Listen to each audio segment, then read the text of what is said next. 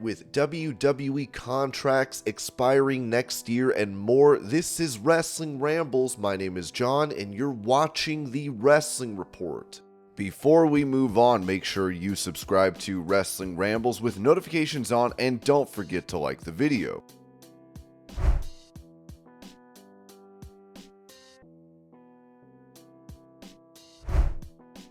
Remembering his shared moment with The Undertaker after NXT went off the air, Carmelo Hayes said this on the Black Wrestling podcast. "It's crazy. In the beginning, I've been around Taker, I've been around Cena, I've been fortunate enough to have an hour conversation with Undertaker, an hour conversation with Cena before, so luckily I wasn't unfamiliar with these guys. But just being around them is always cool. You'd be surprised at how chill and laid back they really are. This was a day off and they were kind of just chilling. You could see they were so happy to be around the youth of it all. The coolest thing was probably seeing all of them interact, like Shawn and Taker and John and Paul. Just seeing them all interact, I was just like kids. Like, this is freaking cool. But again, it was just business, and we was pros. We had to handle it like that. Obviously, we had to let our inner human being kind of hold that down for a little bit. I remember doing the whole thing with Taker. I didn't know that was going to happen. I was just following him back. I didn't know what we were doing. I'm just standing there like Undertaker, and we're off air, and I'm just kind of following him around like a lost puppy. Then he's telling me, wait. I go, oh shoot. He's like, all right, on 3, turn back. I'm thinking, okay, turn back. All right, back, turn back. All right. When the music drops, throw up the arm. I was like, oh 1, 2, 3, boom. And then he's like, all right, let's go. I got to the back. I was like, that was so freaking cool. He just patted me on the back. That's where I finally let go of all that professionalism and allowed myself to really take it in. It took me 3 or 4 days to really soak all that in. That was just amazing. But we got to do a TV next Tuesday, so I'll leave that be where that was and focus on what's next.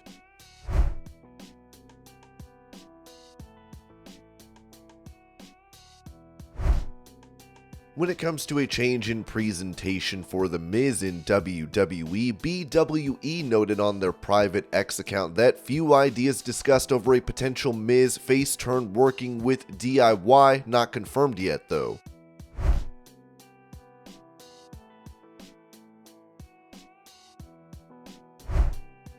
Responding to a report on AEW Creative seeing last-minute decisions lately, coach for the company Jerry Lynn wrote, because wrestlers and God knows who else have and continue to leak info to the sheets, podcast, etc. So Tony Khan tries to keep things confidential. You wouldn't want to know everything before you see a movie. Anyone who leaks info is doing damage to the product and the industry.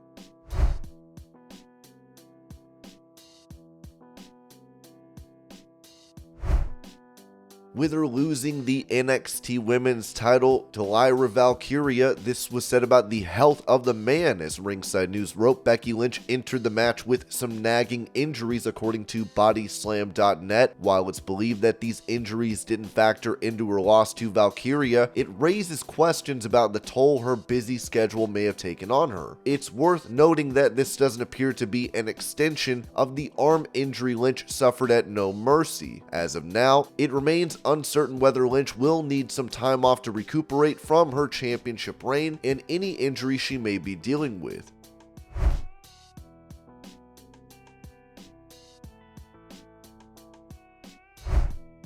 Touching on a future boxing match for him, Bobby Lashley told Alex McCarthy of Male Sport, "So I've been talking about it for a while now. At some point in time in your career, you got to stop fighting, but I still have so much fight left in me. But that time is ticking too, where I'm gonna say, all right, get that out of your mind. I've been offered a bare-knuckle fight against a football player. I talked about a couple boxing matches that I'd be interested in doing. MMA is still in the horizon also, but for me to have another fight, I hope, I'm crossing my fingers. I'd like to do some. I personally think boxing is the way to go right now. There's a lot of buzz with boxing. Am I fighting Tyson Fury? I don't think so. That's not where I want to go. But I do want to get in that ring, and I want to have one of those bigger matchups against someone. I mean, I don't have the time to train for a Tyson Fury, but I train all the time anyway, so I can probably fight somebody that has boxing experience that still wants to do it, such as myself.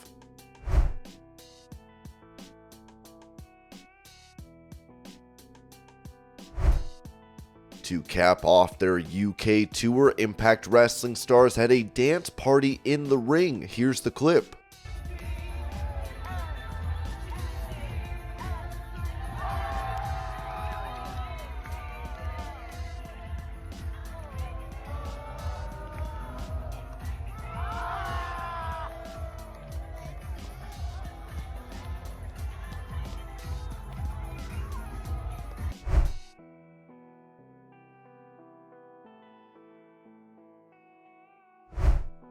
Talk about the possibility of what his life could look like after his pro wrestling career. Baron Corbin said on Insight with Chris Van Vliet, "I have a 4-year-old and a 1.5-year-old, and I'm going like, I want them to see me wrestle and remember it too. Then I'm going, well, if it ends tomorrow, it's an internal struggle for sure because I love what I do. I love traveling. Even my wife is like, would you stay in NXT for the rest of your career?" And I'm like, maybe, because I love traveling and performing in front of these different audiences and experiencing the different cultures in the different cities and countries and places throughout the world, from performing in Philly to Texas to Seattle to Toronto to Japan to China to South America to Mexico to Saudi Arabia. All of these countries I've been to and experienced the food and the city and the people and the appreciation for what we do. It's going to be a very hard pill to swallow someday when that is gone, because that's what you appreciate is, for me, those things.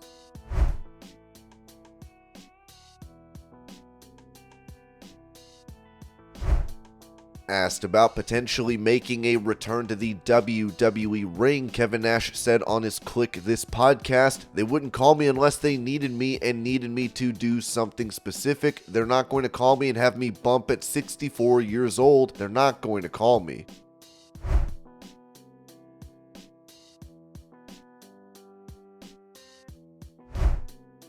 Going over two near-death experiences, one half of the Nasty Boys and WWE Hall of Famer Brian Knobbs told WrestleBinge, "Well, it was a series of things that just caught up with me, but it was all, from 35 years of wrestling, not only broken bones in that, but just the way my lifestyle was. It all caught up to me, and it had to stop. I mean, I wouldn't be here no more. I came close to passing a couple of times. I told the doc, I just said, well, a couple of beers just recently, and he goes, I saved your life 4 times already. And I said, yeah, doc, well, you might have to make it 5 or 6. I'm a pro wrestler, and you know how that goes. Old Nasty Boys, everybody thinks we're still like that, but we're not. And Sags doesn't even drink or anything no more. So, we're just us."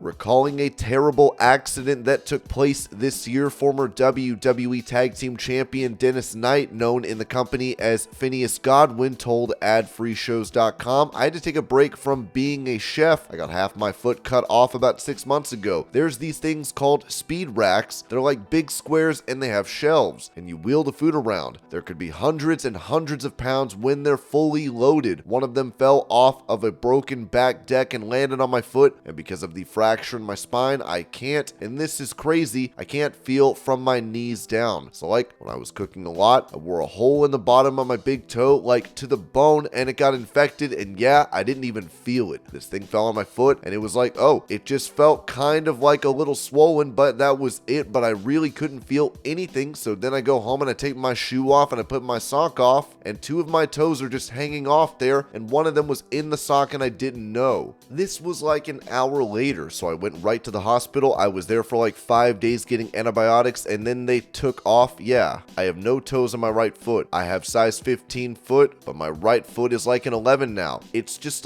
where all your toes start. They just clip them off, so it's like a big slipper. Yeah, I can't feel it at all, which is weird. I started working, and then I was going to the gym a lot, and I wore a hole on the bottom of my foot without knowing it. I got sore, and when that happens, I had to stop and make sure because it causes an infection.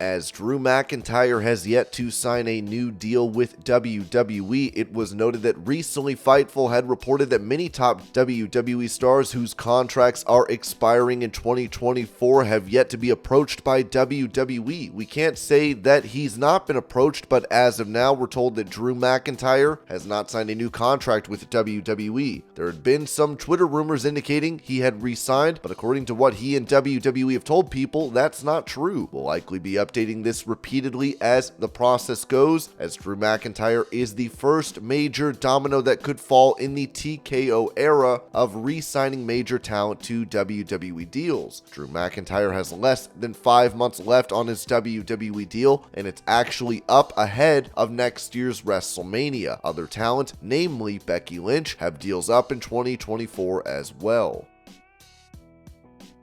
And this was your pro wrestling news update. I hope you're all having a great day. Thank you so much for watching, and I'll see y'all later.